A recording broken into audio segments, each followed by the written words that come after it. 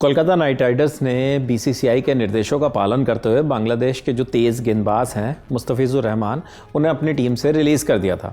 KKR ने पिछले महीने आईपीएल के लिए जो ऑक्शन हुआ था, जो नीलामी हुई थी, उसमें मुस्तफिजुर रहमान को लगभग 9 करोड़ 20 लाख रुपए में खरीदा था। इस फैसले के बाद भारत बांग्लादेश के बीच जो क्रिकेट के संबंध है उनमें काफ़ी ज़्यादा तनाव अब जो है गहरा गया, क्योंकि अब ये फैसला हो गया है कि वो आईपीएल का हिस्सा नहीं होंगे।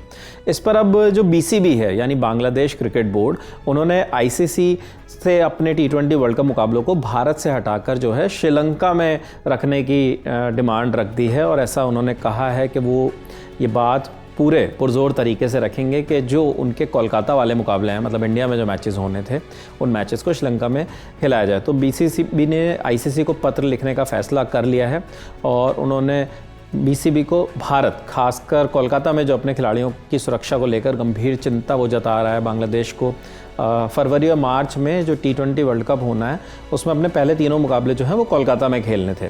शनिवार को बीसीबी के बोर्ड ऑफ डायरेक्टर्स की जूम के ज़रिए आपातकालीन एक बैठक बुलाई गई और इस बैठक में जो उनकी कमेटी थी उसके जो चेयरमैन थे अमजद हुसैन, उन्होंने क्रिकइन्फो से बातचीत की और इस दौरान उन्होंने कहा भी कि जो टी20 वर्ल्ड कप में हमारे 3 मैच कोलकाता में निर्धारित हैं, जो घटनाक्रम हुआ है उसके बाद अब हम आईसीसी को अपनी चिंताओं से अवगत कराएंगे। बांग्लादेश के जो खेल सलाहकार हैं उनका भी इस पर बयान आया है। आसिफ नजरुल साहब, उन्होंने कहा है कि भारत में टीम की सुरक्षा पर खुलकर सवाल उठाते हुए कहा कि मुस्तफिजुर रहमान को आईपीएल से हटाने के पीछे हालिया घटनाक्रम का हवाला है, जो कि काफ़ी ज़्यादा चिंताजनक है। इसके साथ ही नजरुल ने बांग्लादेश के सूचना और प्रसारण मंत्रालय से देश में इंडियन प्रीमियर लीग का प्रसारण रोकने के लिए भी कहा है। अब इस विवाद का जो असर है वो सीधा क्रिकेट पर पूरी तरीके से पड़ता हुआ दिख रहा है। नजरुल ने अपने फेसबुक अकाउंट पर भी एक पोस्ट लिखा, उसमें उन्होंने लिखा कि भारतीय क्रिकेट बोर्ड ने उग्र सांप्रदायिक समूहों के प्रति अपनी नीति का समर्थन करते हुए कोलकाता नाइट राइडर्स को बांग्लादेशी क्रिकेटर मुस्तफिजुर रहमान को टीम से बाहर करने का निर्देश दिया।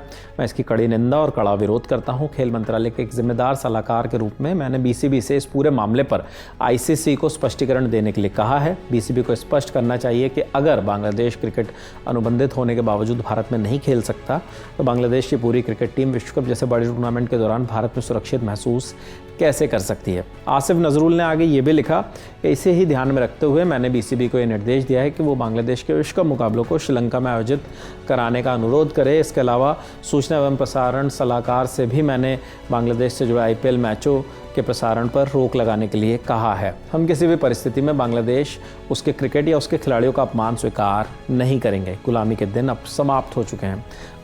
ये बात उन्होंने बंगाली में लिखी है, जिसका तर्जुमा हम आप तक पहुंचा रहे हैं। आईसीसी मेंस टी20 वर्ल्ड कप जो है 2026, उसमें बांग्लादेश के मुकाबले जो है कोलकाता और मुंबई में खेले जाने। टीम अपना पहला मैच 7 फरवरी को ईडन गार्डन्स में खेलने वाली है वेस्ट इंडीज़ के खिलाफ, लेकिन मौजूदा हालात को देखते हुए अब इन मुकाबलों के वेन्यूज़ जो हैं वो शायद बदल भी सकते हैं। आपको मैं ये भी याद दिला दूं, जो टी20 विश्व कप है वो 7 फरवरी से 8 मार्च के बीच खेला जाना है। अगले महीने उसकी शुरुआत होगी। भारत में उसके बड़े मुकाबले होने हैं। खैर, अब बीसीबी का रिएक्शन आ गया मुस्तफिजुर रहमान के बाहर होने पर। आगे जो भी नई जानकारी, नए अपडेट्स आते हैं वो आपको लगातार हमारे चैनल पर मिलते रहेंगे। देखते रहिए लल्लन टॉप स्पोर्ट्स और दी लल्लन टॉप। मेरा नाम है विपिन किराड़। शुक्रिया। यहाँ कबूतर एक पंख से उड़ता है और दूसरे से अपनी इज्जत बचाता है।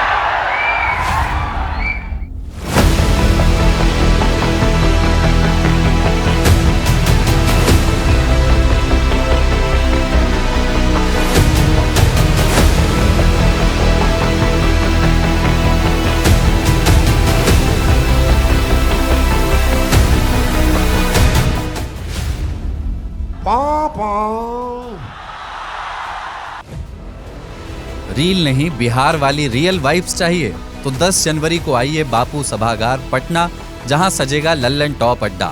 thelallanTop.com खोलो, बैनर पर क्लिक करो और तुरंत करो रजिस्टर और पहुंच जाओ पटना के सबसे जबरदस्त अड्डे में।